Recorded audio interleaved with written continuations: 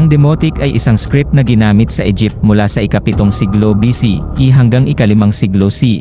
Ito ay isang uri ng sulat kamay na ginamit para sa mga pang-araw-araw na dokumento, mga legal na teksto, at mga transaksyon sa negosyo. Ang Demotic ay ginamit din para sa maraming mga relihiyoso at mahiwagang teksto. Ilan sa mga ito ay hindi pa lubos na naunawaan. Habang binibigyan ng pansin ang mga inscription sa hieroglyphic sa mga templo at libingan, ang mga relihiyosong tekstong Demotic, partikular na ang mga papiri na may kinalaman sa mahika at mga teksto ng libing, ay madalas na naglalaman ng mga kwento ng personal na debosyon, mga protektibong spells, at mga ritual na hindi kilala sa publiko.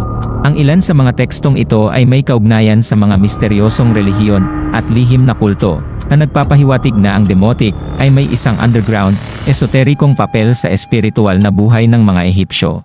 Ang sikat na cursed papyri, halimbawa, ay pinaniniwala ang naglalaman ng mga babala o spells na maaaring magdulot ng malas o kamatayan kung maling gamitin.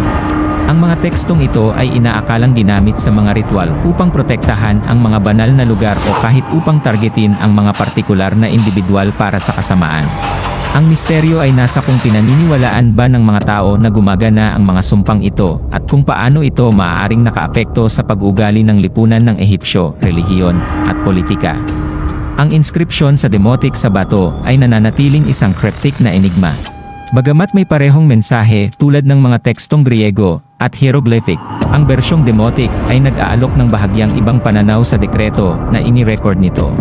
Ang mga detalye ng script na ito ay nagpapakita ng pag-unlad nito. Ang mga pagkakaibang ito mula sa mga mas naunang anyo ng pagsusulat ng Ehipsyo, na nagpapahiwatig ng isang mas komplikadong relasyon sa pagitan ng mga Ehipsyo at ng kanilang mga Griegong pinuno sa ilalim ng Ptolemaic. Ang templo ni Isis sa Philae, isa sa huling malalaking relihiyosong lugar sa Egypt bago ang pag-usbong ng Kristyanismo, ay naglalaman ng maraming inskripsyong Demotic. Ang mga tekstong ito ay puno ng mga misteryosong simbolo at mga pagbanggit sa ritual na hindi madaling maunawaan. Ang ilan sa mga inskripsyong ito ay nauugnay sa mga lihim na seremonya ng inisyasyon para sa mga nais makapasok sa mga esoterikong turo ni Isis at sa mga relihiyosong kasanayan ng panahong iyon. Ang ilang mga manuskrito ng Demotic, lalo na ang mga naglalaman ng mga sanggunian kay Osiris, ay naglalaman ng mga teksto na nagsasalaysay ng kanyang kamatayan at muling pagkabuhay sa paraang naiiba mula sa mga mas formal na bersyon na matatagpuan sa mga tekstong hieroglyphic. Ang mga detalye ng mga kwentong ito, lalo na sa kanilang anyong Demotic, ay nagpapahiwatig ng mga alternatibong relihiyosong paniniwala at kasanayan na maaaring itinatago o ipinagkakaloob lamang sa isang piling grupo ng mga inisyado. Ang koneksyon sa pagitan ng Demotic at ng misteryo ng muling pagkabuhay ay sumasalamin sa patuloy na ugnayan ng buhay, kamatayan, at buhay pagkatapos ng kamatayan sa pag-iisip ng mga Ehipsyo. Mayroong isang nawawalang aklatan ng Demotic na naglalaman ng mas marami pang mga scroll, teksto, at manuskrito kaysa sa mayroon tayo ngayon.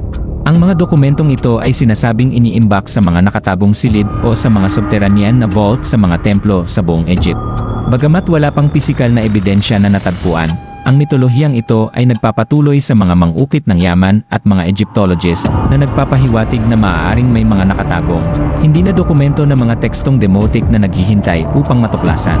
Ang mga tekstong ito ay maaaring magbigay ng mga bagong pananaw tungkol sa kultura, relihiyon, at lipunan ng Egypt bago ang pananakop ng Islam, na nag-aalok ng mga bagong perspektibo sa mga huling siglo ng Egypt sa ilalim ng Roma at sa panahon ng unang Kristyanismo.